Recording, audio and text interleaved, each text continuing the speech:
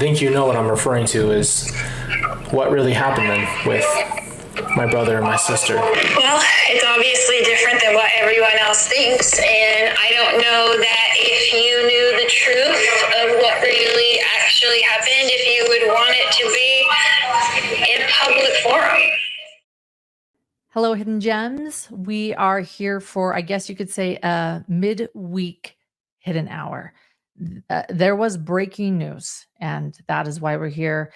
An interview that Colby Ryan did with his mother, Lori Vallow Daybell. Lori Vallow Daybell is convicted of killing 3 people, her 2 children, Tylee Ryan and JJ Vallow, 7-year-old JJ Vallow, 16-year-old Tylee Ryan, as well as conspiring to kill Tammy Daybell, Chad Daybell's wife, then wife. They went on to get married after she allegedly killed Charles Vallow in Arizona as well. She is charged with that crime, but not yet convicted. So we have not heard from Lori Vallow Daybell since her sentencing in 2023, where she came and shared some really bizarre things back then, talking about there being no murders, only being accidental deaths.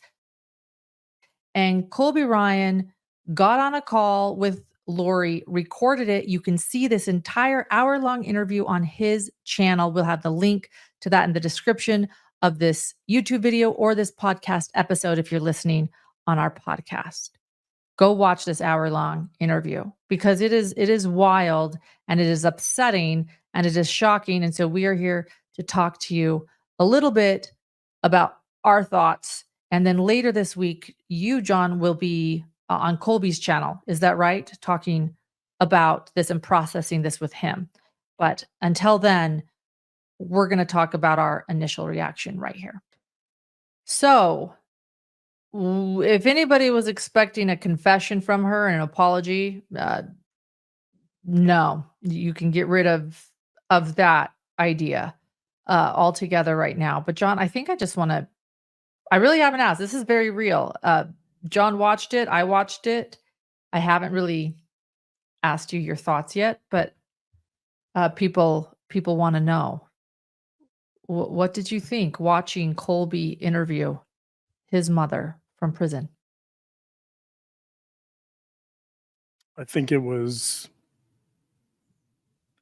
difficult to watch. Colby talks about how hard it was, how it was the most difficult conversation he's ever had, and I can see why. I think Colby went in with maybe a certain set of expectations, and those expectations weren't met. So, not surprisingly, I think that Lori Vallow Daybell is the same person she was in sentencing. She's the same person she was before sentencing. She's the same person she was at trial, and she's the same person on this phone call. So I know Colby has really searched and hoped for some type of resolution or some type of apology for many years. And not surprisingly, he didn't get it here. So just the pain of dealing with that for him is immense. And you see this on the call. So it's a very moving, courageous call on Colby's part. And I just want to say that, you know, I feel such empathy for him and such compassion for Colby and all the pain he's experiencing and the suffering and how he's trying to cope and get through this. It's going to be an immensely difficult task for him moving forward. And I'm looking forward to catching up with him later in the week to discuss the call more on a more personal level with him. You know, I think another thing that Colby was looking for, I mean, because he said it in this interview, that he was looking for understanding. He just wanted to understand some things. And at Lori Vallow's sentencing in Idaho, again, that was the last time any of us heard from her publicly. Jesus knows me, and Jesus understands me. I mourn with all of you who mourn my children and Tammy. Jesus Christ knows the truth of what happened here. Jesus Christ knows that no one was murdered in this case. Accidental deaths happen. Suicides happen. Fatal side effects from medications happen. Colby wanted to understand what his mom meant by that. And Lori's response was shocking, appalling. I'll call it disgusting. It was very upsetting what she said, or how this happened, how her 2 children were found. Basically, you said no one was murdered. That was your biggest statement.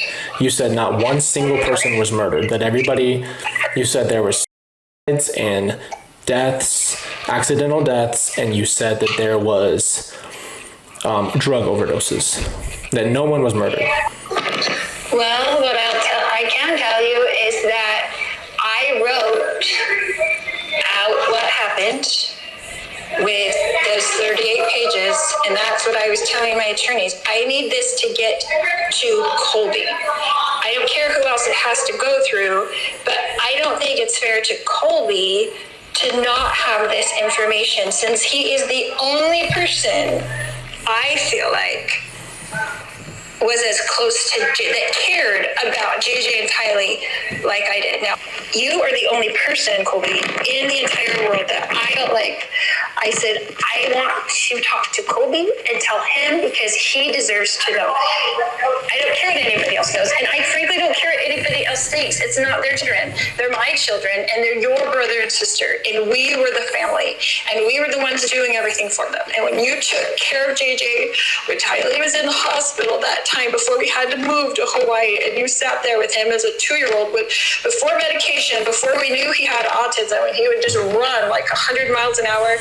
And I remember, because when you picked us up at the airport, picked us up, and you were so mad at me when you picked me up with JJ, and you're like, what are you doing? And you're too old to be, you're a grandma age, and you're too old to have this baby, and what are you doing? And he's gonna have so many problems, and you were really mad. And JJ came with his own love, and you fell in love with JJ. You, Colby, did. And when you had to take care of him during that time, I think that bonded you the most to him. When you took care of him, and Tylee and I were in the hospital, and Charles was in Hawaii trying to set up the house, and we were trying to move out of that huge 5,000 square foot house, and we were just throwing everything in the dumpster because we couldn't move it. We didn't have time because we didn't expect Tylee to be with pancreatitis in the hospital, and I was in there with her screaming. And so you are the only person that deserves to know the truth. Also, I can't tell the story of what happened to Tylee and JJ without telling Tylee's life. And I don't necessarily want to tell that to the public, but you know it. You are the only person who lived it with me and her. You lived it with me. You went with me and her to therapy every week. You were the ones there when she was crying and screaming and throwing things in walls because they were forcing her to go to jail. You saw all of her moods. You knew how she had depression and anxiety attacks. And you and Kelsey were even coming over to mentor her during that time. You know, because you were there. And you were there with JJ. You were there with Tylee. And you know, and I didn't want to write it out like that. I didn't want to just say, oh, this is what happened. I wanted to talk to you and answer your questions so I can tell you everything that actually happened. And if you have a question of something, well, the police said this, then I have an answer for that. That is not what, they weren't there and they don't know. So I wanted to talk to you so I could hear your questions and answer your questions, because you are the only person besides me on this whole earth who really loved both of them the way that I did. And so you heard what happened if you heard that, what I wrote. They wouldn't give me the detail, really. So that's why I'm asking, because that's what. I'm happy. I would be happy to tell you personally and privately, because I don't know if you want those details out in the public. So did you know Tylee's desire of wanting to be cremated? That was your version of cremating her? That was the It wasn't version? mine. Because that doesn't sound. It wasn't mine. But did you know that she had that desire? No. And when I came in, and I knew, I knew Tylee had been upset, and I knew that she was upset with me that weekend because she wouldn't stay at the house because I would Melanie Gibb stay there. She hates Melanie Gibb, as you know. Everyone knows this. She hated her. And she couldn't stand her smell because she had the essential oils, and Tylee got sick off the essential oils in 6th grade because her teacher made her drink the essential oils in 6th grade to help with pancreatitis, if you remember all that. So she didn't want to stay there. So I asked her to babysit JJ, put him to bed that night, which is what she always has done, right? She was going to sit in bed.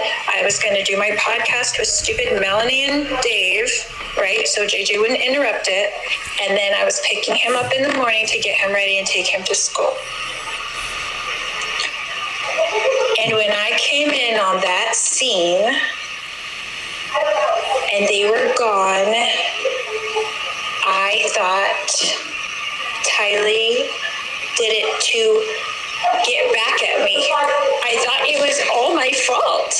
I thought she was mad at me, and that's what had happened. And the reason why she visited me and why JJ visited me and came to me right after that is because to tell me that it wasn't my fault, because I was blaming myself 100%. 100%. Why didn't I get Tylee more help? Why did I let her get off of her meds?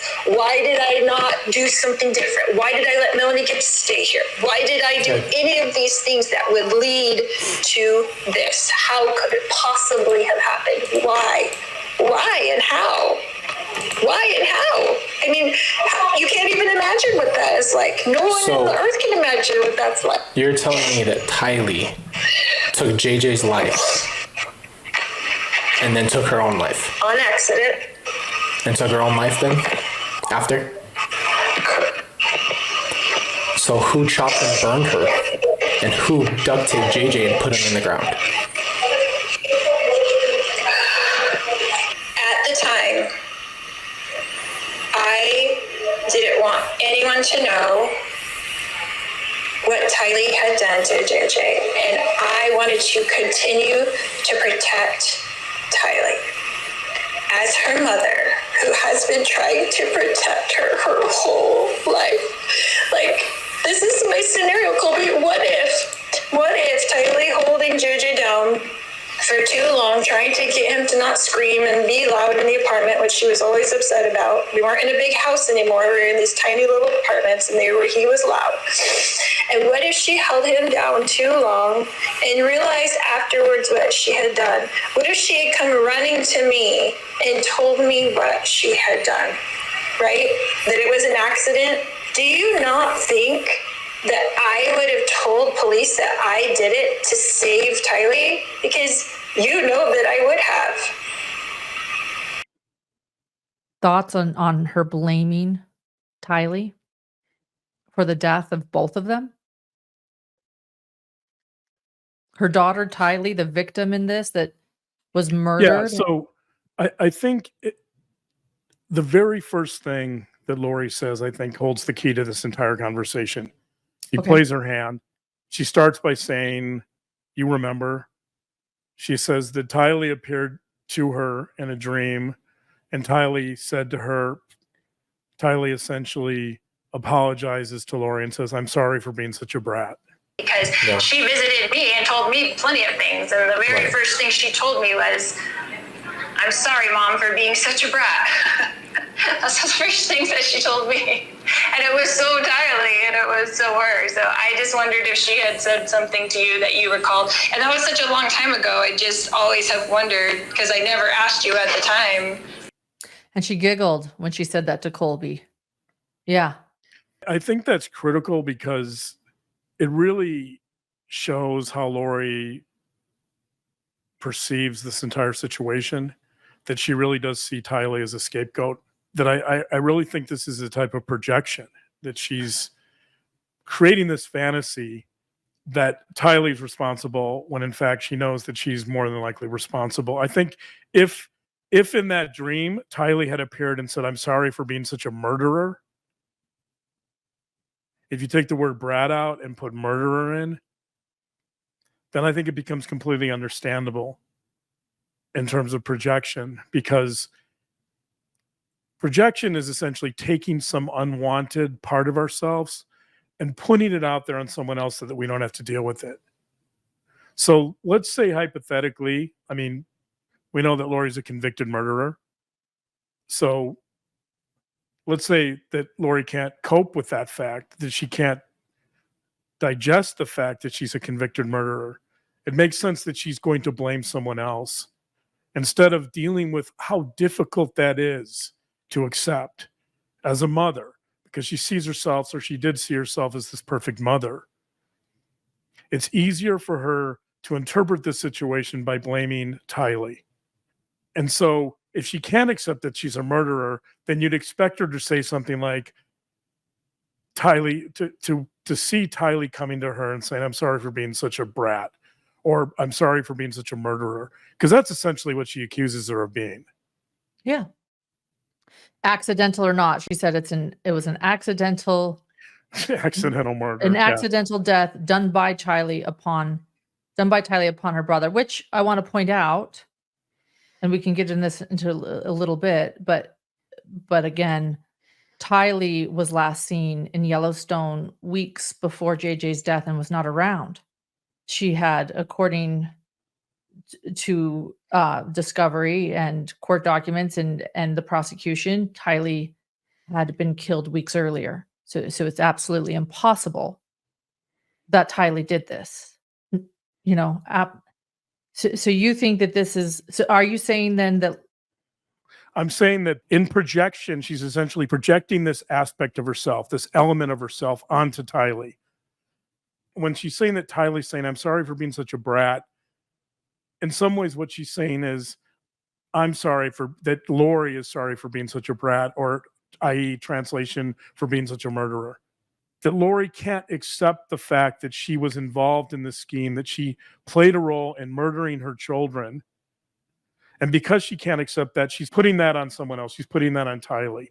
She's forcing this label on Tylee so that she can cope and that she can maintain this image of herself as this perfect, innocent, loving mother. And she especially needs to maintain that image with Colby, because a big part of this call was an attempt to maintain a relationship with Colby. There's a huge amount of manipulation going on here. In terms, she tells Colby over and over, I love you so much. I love you. I love you. I love you. Over and over and over. Because she knows that maybe the only human being out there who can provide support to her for the rest of her life in prison is Colby. He's the last one standing. So Lori desperately needs him in some sense to maintain this image of herself as the perfect mother, as this loving, perfect mother. And so she's using this platform to try to reconnect with Colby and to get him essentially to reestablish their relationship. And she does that in a lot of interesting ways. But the most obvious is she says over and over and over how much she loves Colby and how Colby's the most important person to her. And right, there's this constant plea for Colby to reciprocate the love that she feels for him, that she's expressing, because Colby's the only one left who can love her. Colby says that on the call, that he has not spoken to his mother in 4 years. This is the first phone call. So you're right. There is a desperation in Lori. She says that losing Colby was worse than losing JJ and Tylee. Everyone, and including you, which was really the hardest loss of all to me, because you were my best friend for 24 years. And losing you over the past 4 years was harder on me than even losing the kids.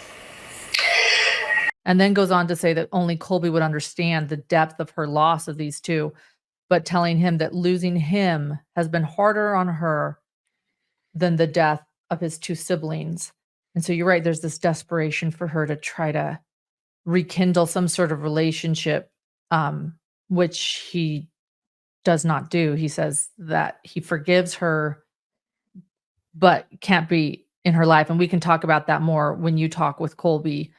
But but she fought that moment to try to kind of redirect it. So a lot of it was really manipulative.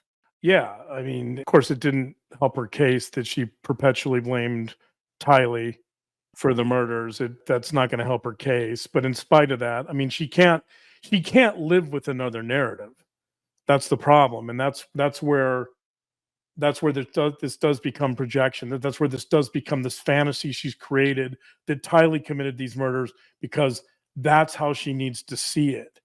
That's how she needs to perceive it in order for herself to function and to maintain some element of decency and goodness as a mother. Because she has, in her mind, she has seen herself as this perfect mother prior to these crimes. Okay, this is actually a big question. This is a question everybody's writing us about, manipulation versus delusion, because she's clearly a manipulative person. And clearly, according to Rob Wood, who talked with us on our channel, Prosecutor Rob Wood, he said, I absolutely believe Lori believes her delusional beliefs. She's been diagnosed with delusional disorder. She's been diagnosed with a personality disorder, with narcissistic traits. We've, seen it all. We've seen her manipulation in court and on body cam footage. So first off, I want to point out that this story of Lori being there and seeing both of her children dead at the same time, even though, again, we know that they died on different dates and that Tylee was killed first, murdered first. This is something that she's always maintained. And I've brought this up before, but I want to remind everyone really quickly. This is Lori Vallow's alibi sent by her attorneys. It states, come now the attorneys for the defendant and pursuant to Idaho Criminal Rule 12, Idaho Code 19519, provide notice of alibi as follows. Number one, Lori Vallow was in her own apartment in Rexburg, Idaho, when J.J. Vallow and Tylee Ryan died in the apartment of Alex Cox in Rexburg, Idaho. Defendant was with Melanie Gibb, David Warwick, and or Chad Daybell. Number two, Lori Vallow was in Hawaii when Tammy Daybell died at the home of Chad Daybell in Salem, Idaho. Defendant was with Melanie Boudreau and or Audrey Baratario. So her alibi, and I feel like people didn't fully grasp this when it came out, and I tried to show it, but of course the prosecution came in and they rejected it.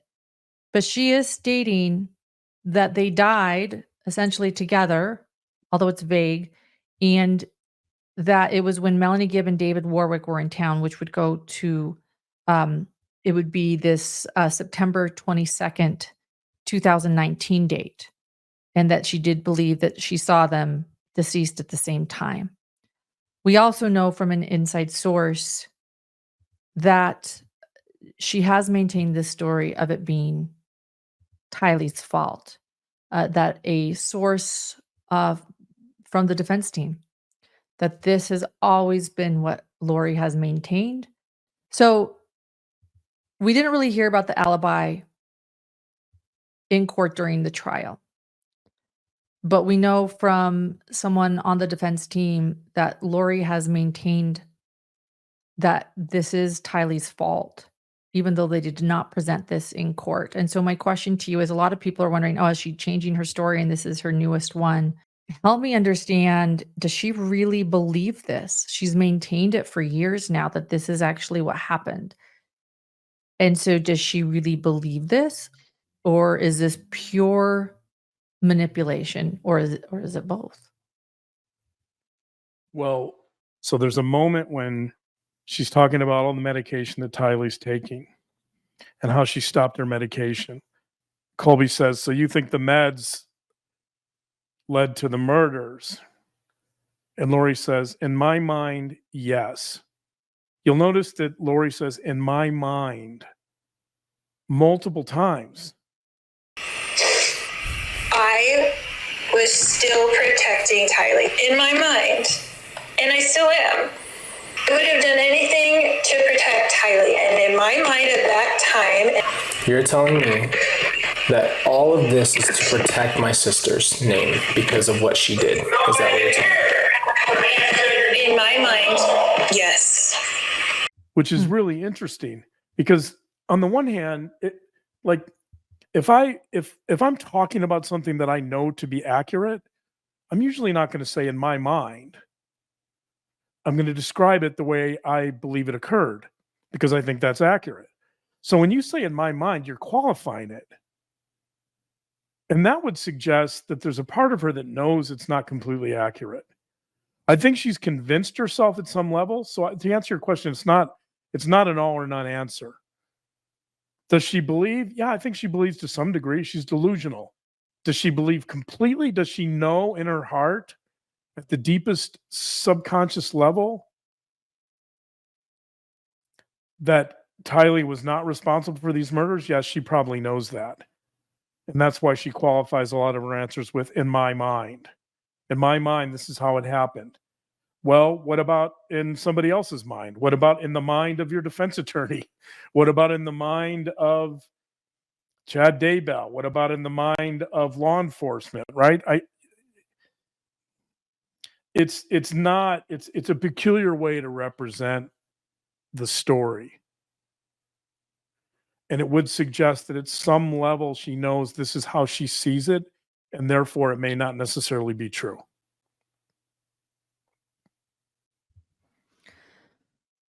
Why blame it on Tylee and not Alex? Alex is deceased too. She could simply say, Alex accidentally killed JJ. Alex did this, and why Tylee? Yeah, right. It's the same reason that Tylee comes to her and says, I'm sorry for being such a brat. Because Tylee's oppositional. In Lori's mind, Tylee's oppositional, which I'm sure any parent of a normal teenager would expect from their child, some oppositionality. That's part of being a teenager. They're growing up. They're trying to figure out who they are. But Alex Cox was a loyal warrior. Alex Cox was given a blessing by Chad Daybell. Alex Cox carried out their mission and their vision. Tylee opposed it. Tylee fought back. She questioned Chad. Therefore, she's labeled a brat, right? There's a moment here, I'm going to read this during the interview, where Lori says, Tylee was upset. I'm paraphrasing. I didn't write this down verbatim. Tylee was upset. She hated Melanie Gibb. She asked to babysit JJ. Tylee did it to get back at me. To get back at me.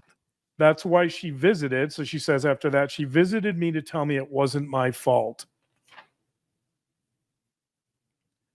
So why Tylee? Because Tylee opposed her and Tylee opposed Chad Daybell. Because another fascinating part about this interview, and we've seen this repeatedly with Lori, is she says that Jesus visited her multiple times. She compares herself to Job. Jesus tells her, you have a job to do. Presumably that job is to carry out the mission of establishing the New Jerusalem with Chad Daybell. You have a mission to do, Lori. You're going to encounter Lucifer. You're going to encounter all these obstacles, but you need to do this. It's going to create a tremendous amount of suffering. You're going to be just like Job, but you need to carry out this mission. So the mission, we talked about this years ago on our first podcast. The mission is more important than anything else. It still is to Lori. Sitting in prison as a convicted murderer, she still talks about how important the mission is and how she's Job and she was put there to carry out this mission. So I learned all these things that I know from Jesus personally. So when he came to me in the temple, and he put his hands on my head and ordained me to do something for him, like a job, right? And he said, will you do this job if you lose everything? This was in 2017. Okay. And then he said, will you do this job if you become like Job? That's what he asked me. And at the time, when he was right there with me, and you have those wonderful, heavenly, peaceful feelings, I thought, sure, I'll do anything you want me to. Go to the ends of the earth. I'll follow you to the ends of the earth like Peter. And then you walk into that scene and you're on the ground like Peter. Like, what is this about? What do you mean lose everything? Jesus gave me a job. Okay. Lucifer has done every single thing to get me to take my own life. Because that is his goal. If I leave here, I cannot do my job for Jesus, right? The only thing I have to do for Jesus is stay here, right? He needs me here to help people. Right. Now, there's 8 women in my pod right now facing the death penalty. Okay? 8 women in this little jail. Okay. I help them every day. Okay. I help them doing their workouts. I help them doing all these things. I help them with their cases. Whether Jesus needs me to help him and serve him in primary or in prison, he asked me to do this for him. And that's one reason why Tylee gets scapegoated and not Alex Cox, because Alex Cox was on board with that mission. Tylee was not. Tylee pushed back against the mission. She pushed back against Chad Daybell. She probably thought a lot of this was nonsense. Tylee was smart. She saw through this. She saw through Chad Daybell. So it's she's a very accessible and easy person to scapegoat because she wasn't a true believer. So given a choice between scapegoating Alex Cox, which, yes, if the evidence is much more consistent with pointing the finger at Alex Cox, she's not going to do that because Alex Cox was given a blessing by Chad Daybell and Tylee was not. Tylee is not a loyal soldier. She needs to be vilified. She needs to be put in her place. But it's over the top to suggest that Tylee came back to her in a dream and said, hey, Mom, don't worry about it. You're not at fault. I was a brat. I was to blame for everything. And by the way, thanks for murdering me. I really appreciate it. Thanks for taking my life, Mom. I trusted you to protect me. But, I mean, of course, she left that part out. Is a scapegoat another way of saying Tylee was dark? Is that what she's essentially implying still? Tylee is still dark? A brat? Yeah, I think she still believes that. I mean, yeah, a scapegoat is just it's a way for her. Again, it's a projection. It's a way for her to put all of these difficult and painful emotions onto someone and something else, rather than accept responsibility for them. So rather than say, I murdered or I played a role in the murders of my children, which she can't say, she can't accept that, she can't come to terms with that, she has to say something else. So Tylee becomes that scapegoat, becomes that vehicle through which she can express her inexpressible feelings.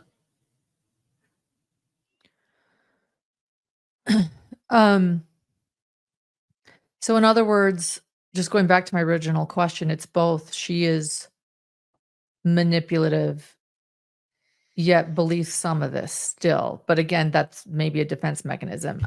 And as you point out, she says, in my mind, in my mind, in my mind. When she says that Tylee did this to get back at her, would that also imply that she doesn't really believe that she was an evil spirit, that it was Tylee? That it was Tylee? And let me go a little bit further. She also points out that the zombie thing isn't, I mean, this is semantics, but she goes off about how she's never said zombies. Zombies isn't her thing. She doesn't believe in zombies. Yes, I would love to address this because I have never said the word my personal. This has gone out of control in whoever made up this whole zombie thing and escalated what my basic belief was. Okay? I, Lori, have gone through my whole entire discovery and there's not one thing. Do you know if you do a search and you do the word zombie in a search for in my discovery, do you know the only thing that comes up is when JJ was ordering those little zombie babies from Minecraft. That's the only thing that comes up in all of my 19 years of my iCloud. I was not saying that. That is not something I said. That is not something that. So yes, can evil spirits possess humans like it did in John 5? Yes, I believe that. Do I believe I have the power from to cast them out? Yeah, I do. The same way he cast him out in episode 5 of season 2 of The Chosen. Okay. So yes. But yet, and she does say that people can be inhabited by evil spirits, and she allegedly believed Charles was Ned Schneider and he was not Charles anymore. And I do know for a fact that Chad Daybell certainly believed in zombies. He wrote about zombies on the Avow website. He talked about shooting zombies during the apocalypse.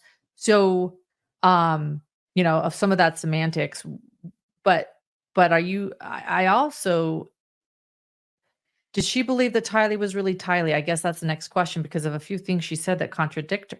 If Tylee did this to get back at me, Tylee visited me and apologized for being a brat. I don't believe in zombies. Whether she believes in, yeah, it is semantics. Whether she believes or not, Chad Daybell did, and she believed Chad Daybell. So to deny the fact that she believed in zombies is really irrelevant. She believed what that represented. And there's a moment when she actually refers to Tylee as a zombie. So in some ways, it's dishonest. Tylee hears her say, remember Tylee it was in the kitchen, I think. I don't remember the exact circumstance now, but. Yeah, I believe it was Melanie Gibb that shared this story. Yes. Right. Melanie Gibb shared the story that JJ was acting out and Tylee was there, and somehow Lori said, "Well, I think you're a zombie" or something. I don't remember the exact details. Yes, and then Tylee said, "No, Mom, not me." Right. And Lori kept saying to Colby on this phone call, "You can check the texts I've sent. I've never texted the word zombie." But that doesn't mean she didn't say it. Yeah, right. That doesn't mean she didn't say it. Yeah, just because there's no written record of it. I mean, so in some ways that's completely dishonest because she did call Tylee a zombie. Yeah, according to witnesses. So I mean, some of this too is if she has any guilt, and I don't know that she does. I mean, the way she's treating Tylee suggests that she has very little remorse. But certainly some of this could be assigning blame to Tylee, could be a way of her dealing with her guilt. Yeah, clearly I respect the defense for not allowing such an alibi or idea to be said during the trial because it's horrendous. It's absolutely horrendous to blame a child, a victim, for this. But she essentially did that. Make no mistake. That is what she meant. She also mentioned that she would have never brought this up in trial because she didn't want to, what does she say? Like hurt Tylee, or she would have never brought this up because she was going to protect Tylee. Right. She kept talking about protecting Tylee. I mean, it's this tremendous contradiction. You're not protecting someone if you murder them. But she apparently doesn't understand that contradiction. Unless you see protection as involving eliminating some evil spirit from the person's body, which maybe that's it. Maybe she sees Tylee as a zombie and therefore, that's the MO of all the murders in this case, that all the zombies need to be murdered. so that the evil spirits can be released from their bodies.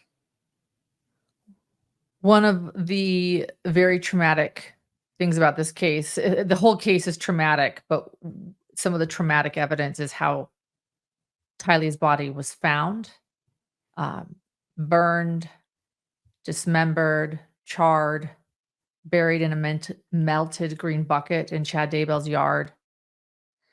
And according to Lori, it was because Tylee wanted to be cremated. Loved Colby's response. That's not cremation.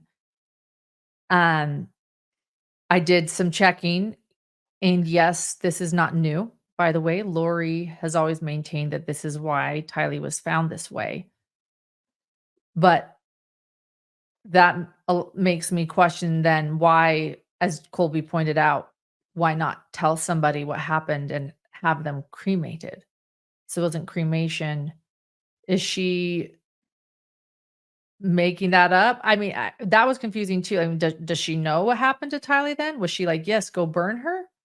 Or is she now saying, oh, that's how she was found? Well, it was because she wanted to be cremated. I mean, that was really upsetting. I think what she's saying is that assuming Chad Daybell was the one responsible for disposing of Tylee's body, I presume she's saying that he tried to burn her remains. He tried to cremate her remains. Yeah, and she contradicts herself on that too. She says that she did this because Tylee wanted to be cremated, yet then she sort of is flippant about the body after death, saying that nobody really cares. You don't really care what happens to your body.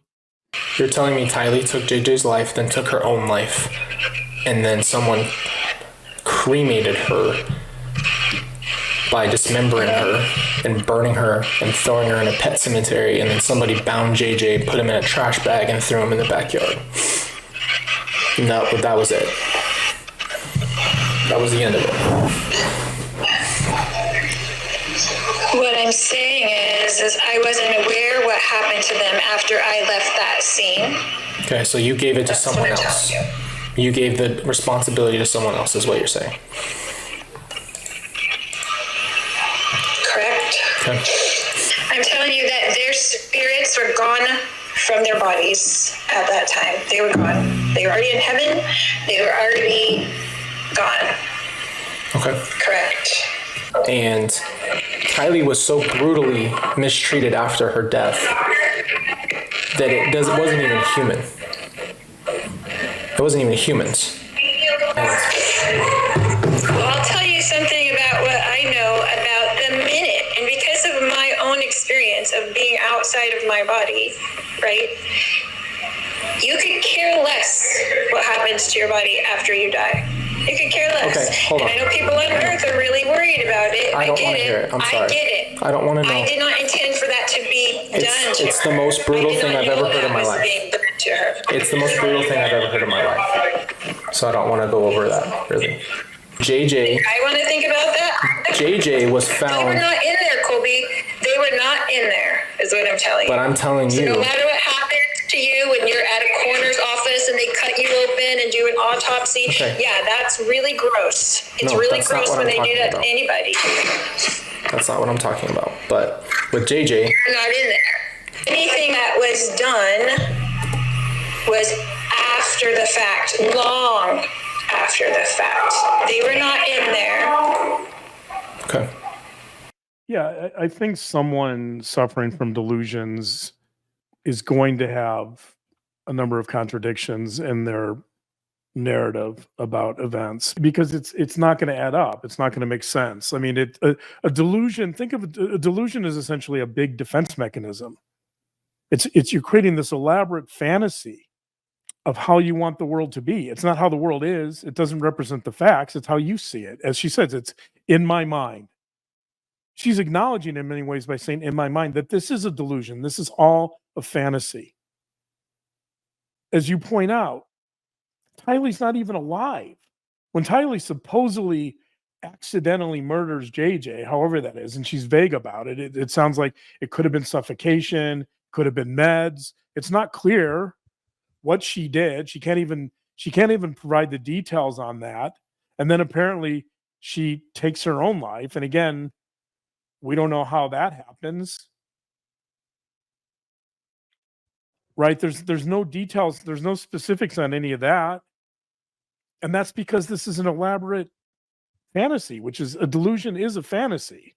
A delusion is an attempt to create a world that doesn't exist. It's a world that you want to exist, but it's not real. In And my so mind. In in my mind. in my mind, right? Go listen. Like she says, in my mind repeatedly, which is amazing, right? Like that's her tell. That's her tell. She's saying, this is in my mind. It may not be in your mind, but in my fantasy world, this is how I see it. And I mean, her fantasy world is obviously, that's why we have courts of law, because they determine what's fantasy and what's not. And a jury in a court of law determined that hers was a fantasy and that the reality was that the children were murdered. Yeah, the reality was that it was Alex's and Chad's cell phone pings that led investigators to their bodies.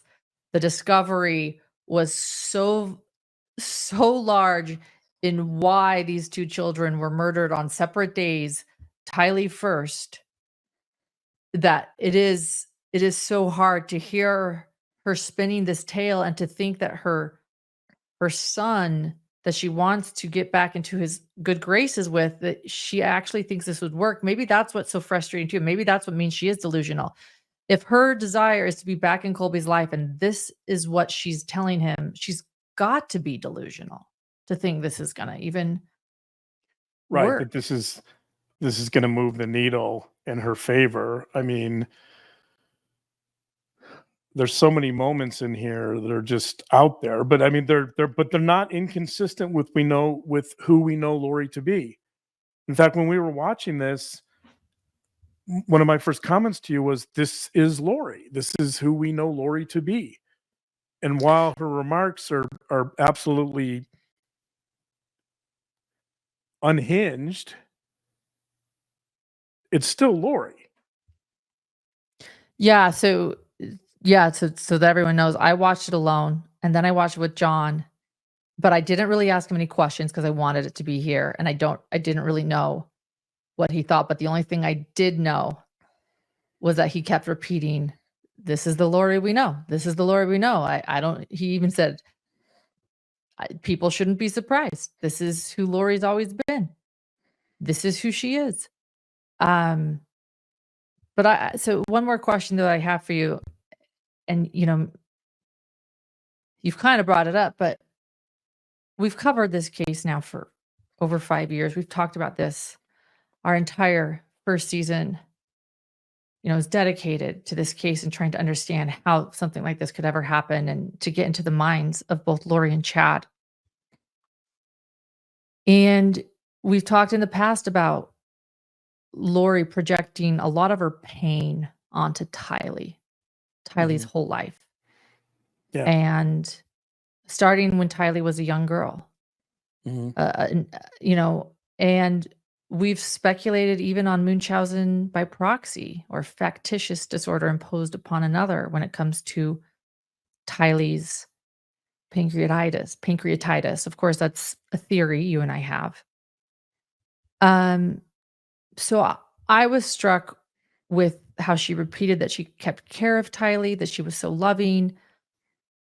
And going back to this idea of projection, is it even worse than that? Was she using Tylee as some sort of like voodoo doll? Like, did she commit the murders? Did she hold JJ down and now she's blaming Tylee? Do you see what I'm saying? Maybe that's exactly what I want to ask you. That was where I jumped and you haven't addressed this, but that's where I went to. I'm like, is she saying that she might have done this to JJ and thus she's doing what she always does and putting the blame on Tylee? Well, part of projection is seeing a part of yourself in the other person. So, as I said in the beginning, that opening quote from Lori, which really sets the stage for the entire interview, that quote about Tylee visiting her when she's in jail and saying, "I'm sorry for being such a brat." I think that says so much. that in many ways, to use your analogy, in many ways, yes, I think there is a voodoo doll element here, that Lori is scapegoating Tylee for so much that she's unable to cope with in her own life, whether it's her past abuse, whether it's her failed marriages, whether it's Tylee's opposition to Chad Daybell, that all of these elements, I think, are being projected or displaced onto Tylee. That Tylee becomes the container. Tylee becomes the container for all this negativity and all this suffering from Lori's past, because Lori isn't able to deal with it on her own. So I think if you change that statement from "I'm sorry for being such a brat" to "I'm sorry for being such a murderer," I think you start approaching something that's very vital and accurate about this case. That in many ways, that this Tylee appearing to her in a dream, I think, is Lori speaking for herself. Hmm. It's almost a confession of sorts if you change that word. "I'm sorry for being such a murderer." Of course, Lori would never say that, but I'm saying that if you make that one substitution, I think you're getting close to something very real and accurate. And that is, yes, I think that if you think of Tylee as being Lori's voodoo doll, then I do think it's very possible that Lori may have been directly involved in the murders. Not just a conspirator, not just someone standing outside the door knowing what was going to occur, but somebody in the room.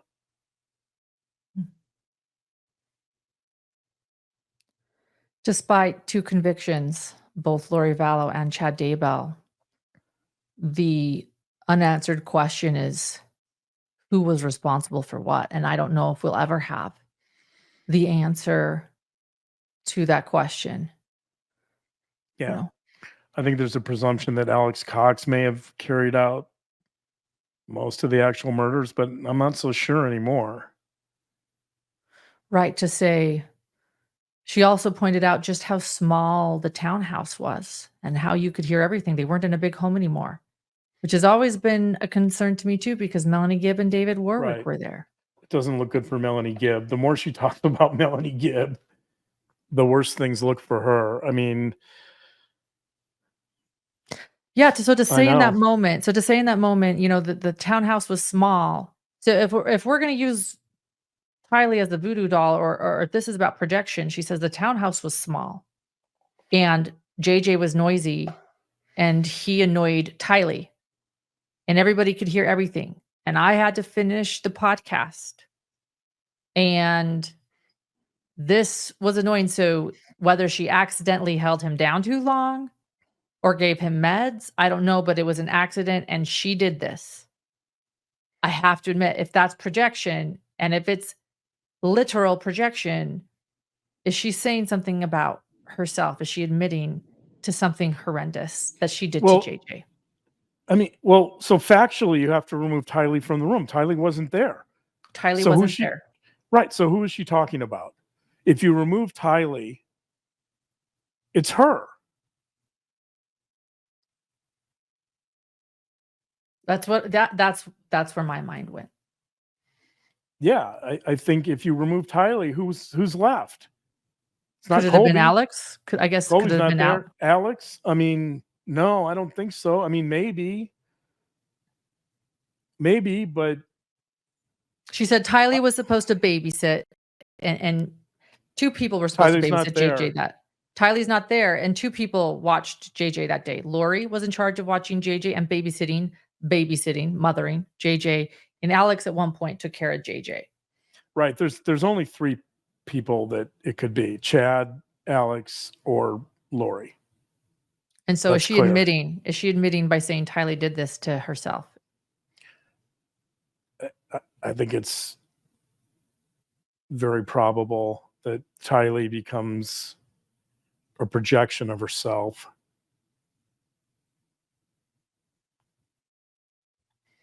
But again, Yeah. that's not something that Lori would ever come to terms with. I mean, How did she get to the point where she thought or even envisioned that murdering her children would be acceptable? I think in that moment, she was so fully invested in this mission that I think murder was a possibility. So, weeks after I had this visit with Jesus in the temple, I was in JJ's room at the big house where you got married. Okay. And Lucifer was standing right in front of me. Okay. And he said to me, I know who you are. I know exactly who you are, and I will stop you. The media flood that has come against me, right? The media flood that has come against me is from Lucifer, right? She says, quote, the media flood is from Lucifer. So all the negativity, all the media, you and I, by doing this show, you and I are an extension of Lucifer. We're part of the media flood. So by trying Hey, to have everyone. a rational conversation about this situation, we're part of the media storm that's just perpetuating delusions. Apparently, Lucifer says what's up. We're speaking for Lucifer. She, by the way, she says she goes so far as to say also that all the people that evaluated her when she was in the mental health wing of the hospital were wrong, that she's not mentally ill at all. So, but towards the end of her conversation with Colby, she says, there's nothing I could have done with a different result for you to complete my mission. Oh, damn. It's the first time I realized that when Jesus asked me to be like Job, that you're also having to be like him, because I know you lost everything and all at once. But you have your wife, you have your beautiful children, you have your life still. And this is my mission, and my mission will be revealed to everybody at some point, and including you. And at that time, I just want you to know, I'm not going to say I told you so. I'm just going to say I love you. So she says it right there. How does she get to murder? It's the mission. The mission takes priority over human beings. The mission takes priority over Tylee, who's standing in the way of Chad Daybell and her and Alex Cox by being oppositional. This is something that, this is something I talked about from the very first podcast we ever did. Right. That I really felt that this was a cult, or Chad Daybell was in charge of these murders, and he was what's known as a mission-driven serial killer. And now Lori, 5 years later, Lori is reiterating that very point, that nothing was going to stand in the way of her mission, because she was like Job, because Jesus visited her in jail even and said, you got to keep going. And she says it at the very end. There could not have been a different result for Colby, because she needs to complete her mission, or their mission. That's all you need to know. Tylee is incidental to that mission. If murdering her means that the path towards the mission becomes easier, then they're going to do it, especially if they think she's a zombie. Yeah. A not zombie. A lot of contradictions too. Her claiming that it was an accidental death, and then you just reading me that quote that there was no other way this could have been different. That's not accidental. If there was no other, an accident can be changed. It's a mistake. But at that line you just read is saying that make no mistake, there was no mistake here. There was no way around this. It's right. quite the contradiction. There's nothing she could have done that could have had a different result. Yep. Right. Exactly. That all of this was preordained according to Lori. So there's no accident. She just said it there again. Again, part of the delusion is creating this fantasy that it was an accident. I mean, again, it's completely contradictory. It was a murder. It wasn't a murder. It was a murder. It was an accident. It was a murder. It was right. None of it adds up. I mean, the biggest problem here is Tylee was deceased. When Tylee supposedly committed this accidental murder, she was deceased. It would have been impossible unless she's envisioning Tylee's ghost coming back and committing the murder. Maybe that's what she thinks. I don't know. Well, and again, that other slip that you mentioned, I thought she did this to get back at me. End quote. Like, Yeah. what is it? Was it an accidental death? Was it a purposeful death where she's trying to get back at you? And why would she want to get back at you? I presume, by the way, the getting back at her, that's fascinating because I presume that has some element of maltreatment in it, that at some level she's recognizing, she's acknowledging here that there's some type of mistreatment or maltreatment towards Tylee that Tylee is aware of, right? So what happened there? And how? Go Would ahead. that be consistent with the factitious disorder imposed on another? Right? Right. It could be all of that. The stuff that we just talked about. It could be the factitious disorder. It could be different types of cruelty, verbal abuse, emotional abuse, comments about her weight, comments about her looks, her appearance. I mean, there's a reason she talks about all the medication that Tylee was taking. There's a reason Tylee was taking that medication. Because she was in an unhealthy environment. Tylee wasn't functioning well, not because she wasn't a functional person, but because she was placed in a context that was impossible for her. And I talked about this before. I really felt at some level that Tylee knew what was coming for her.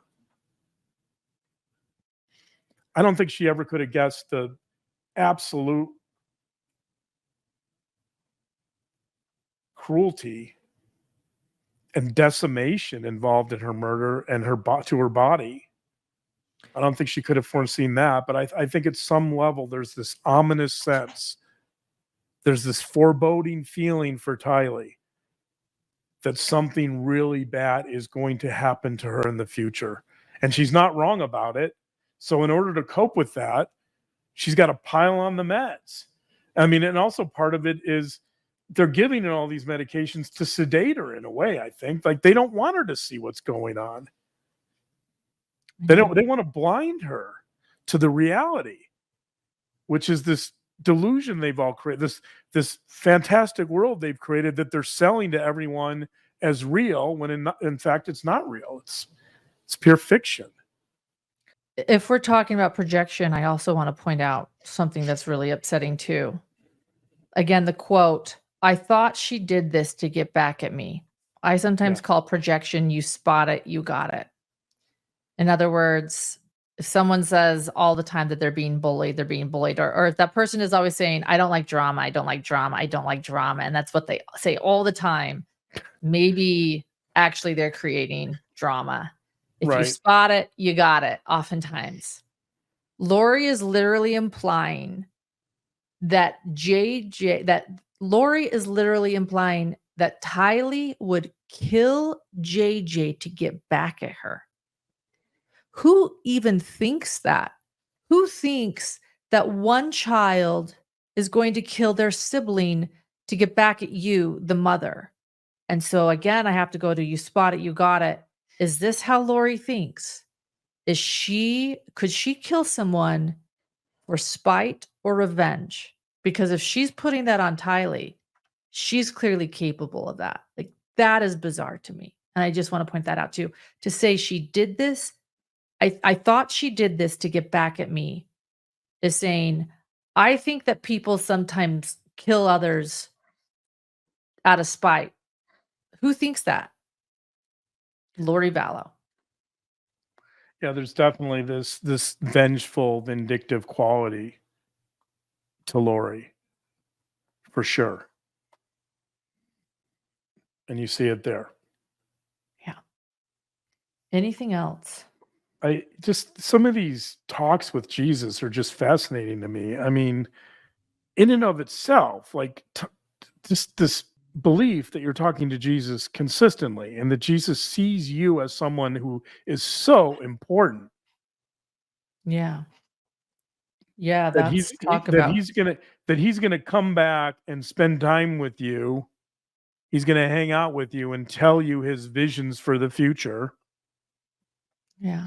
right? Like, I don't know, like that to me is just mind-boggling, right? The level of narcissism involved in that. And The grandiosity. I Yeah. don't mean that as a diagnosis. I mean that as thinking that you're right, thinking that you're so self-important that Jesus really wants to hang out with you. She knows some of the dates. He came to visit her on February 2nd, 2024 in jail. But 20 days, so 20 days before her arrest, Jesus visited her and he said, Lori, quote, Lori, there is a purpose for your whole life.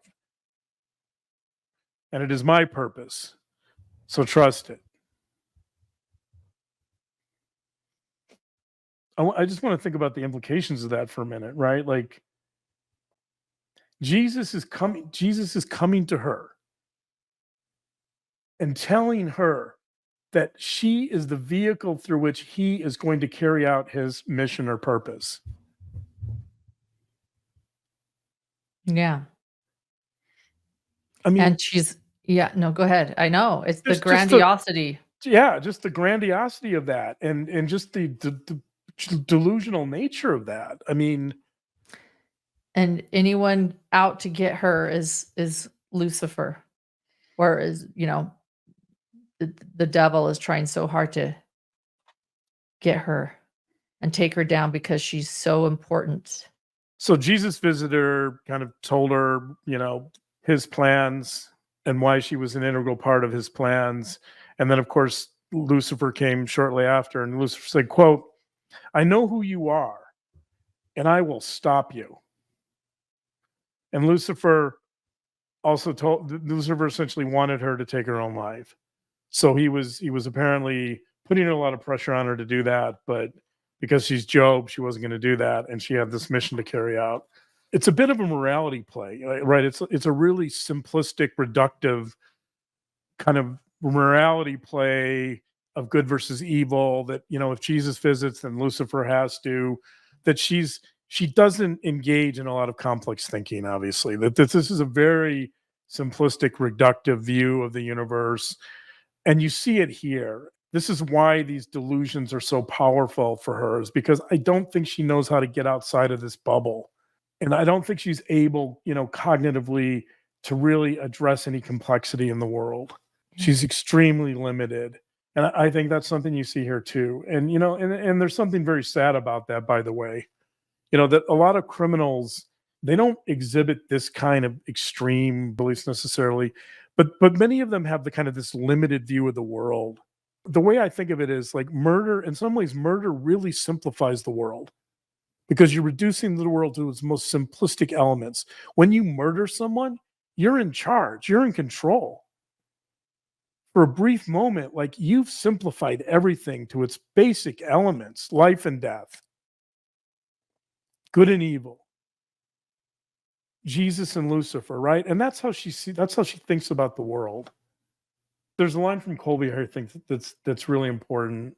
Colby's trying to explain, he's asking her some hard questions, and he's trying to explain to her how he's having a hard time accepting what she's saying. And he says, and this is going to be exact, by the way, I was taking notes, so this is kind of a paraphrase, but quote, I had to accept the fact that I lost my mom too. I do 100% forgive you, but I don't feel like I know you anymore. And I think that really, to me, Colby's position coming into this is that he really wants to maybe get some type of apology and some type of understanding, and to really maybe try to figure out who his mother is and whether his mother is someone he can continue to relate to in the future, whether he can continue to have a relationship with her. He's trying to evaluate all those things. One more question for you. It was really upsetting also to hear Lori bring up meeting Colby's daughter before she was born. I love you more than anything. I miss being a part of your life and my grandchildren's life. I know why you're probably doing that, but we have an eternal relationship, you know? Ava came to me the night before she was born. I didn't even know that Chelsea was due with the baby.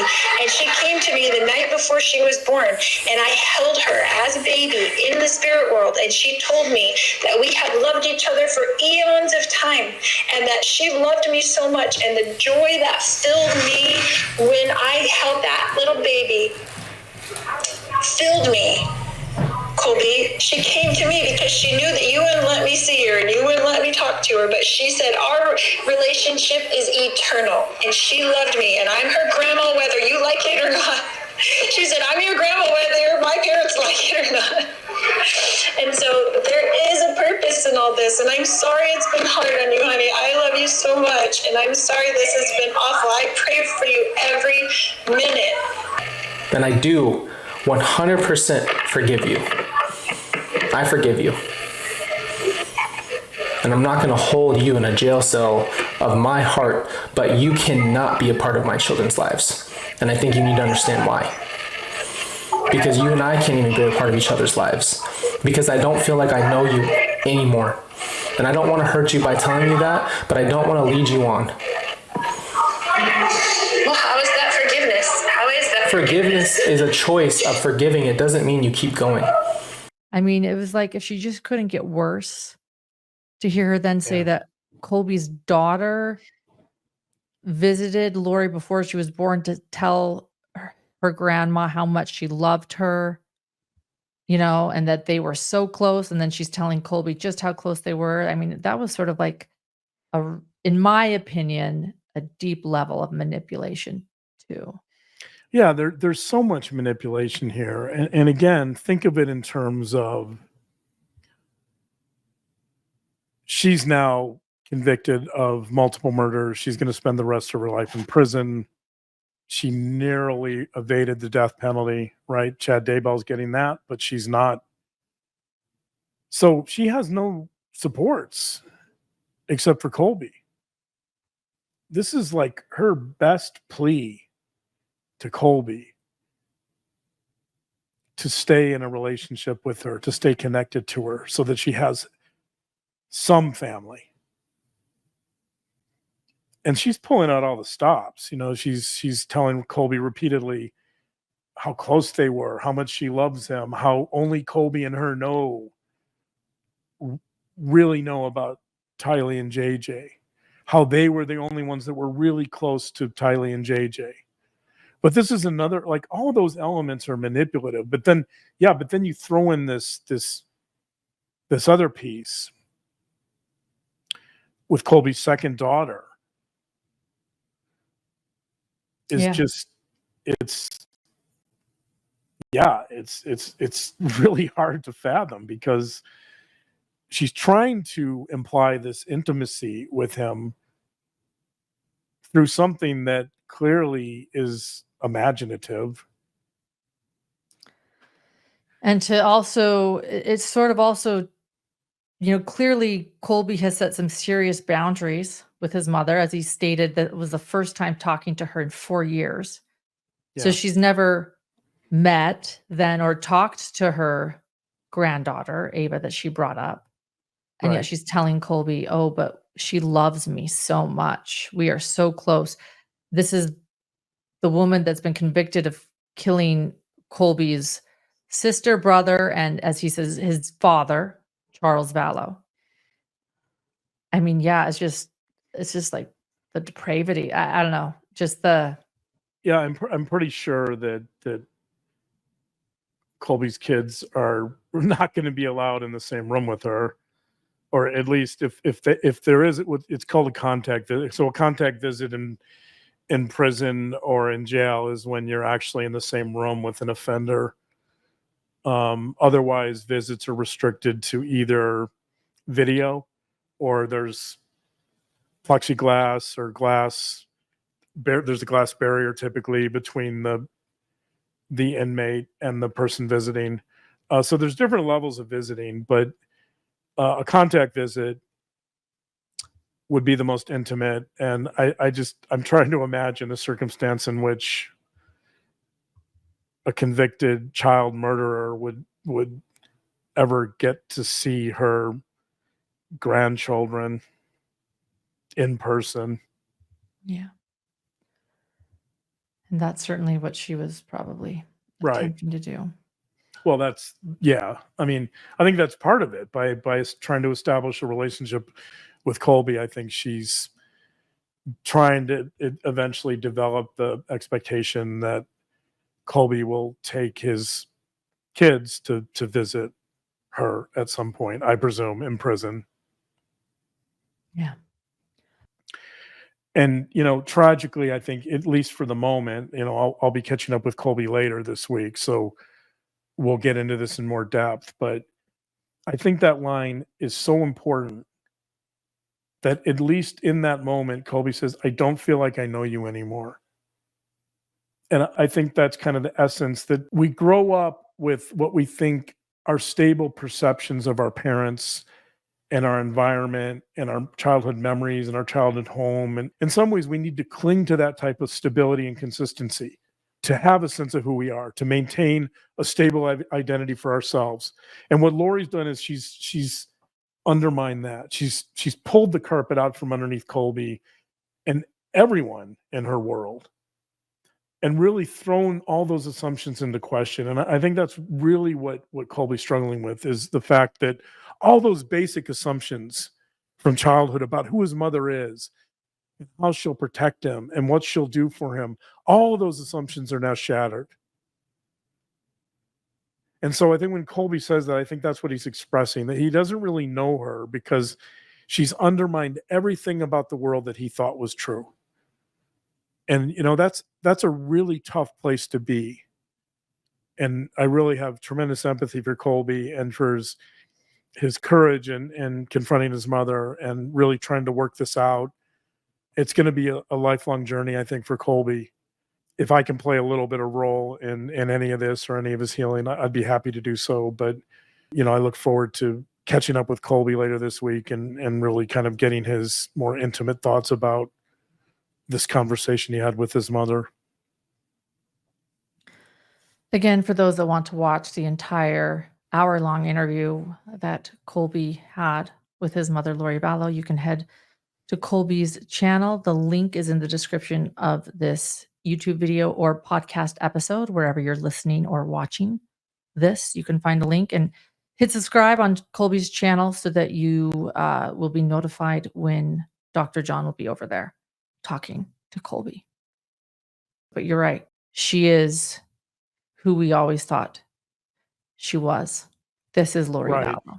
This is who Lori Vallow Daybell is. Right. In many ways, I think this is the same person that we saw during the trial, during sentencing. This is the same person that we talked about when she was a young adult and a teenager, even. I think that in many ways, these elements of extremity already existed way before Chad Daybell. Yeah. Thank you for answering my questions. I'll look forward to that conversation you have with Colby. And I just want you to know, too, that we are all looking forward also to your analysis thus far with the case out of Delphi, Indiana. And I'll be attending the trial of Richard Allen there in Carroll County. He is charged with the murders of Abby Williams and Libby German. Could you give us a little, any sneak peek for us, or what we can? Delphi is a doozy. One of the things, and it's taken me a while to really absorb the Delphi case, because in some ways it has kind of a personal resonance, but also I think Delphi really, in some ways, it strikes at the deepest levels of the subconscious and the human psyche. And I'll be explaining why that's true. So we'll be talking about a lot of elements of psychology that go well beyond Delphi, but that are quite consistent with the Delphi murders. And I think there's so many reasons why this case has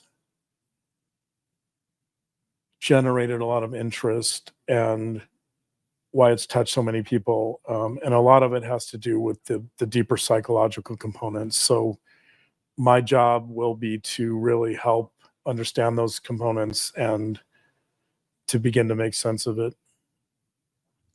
Thank you. I look forward to it.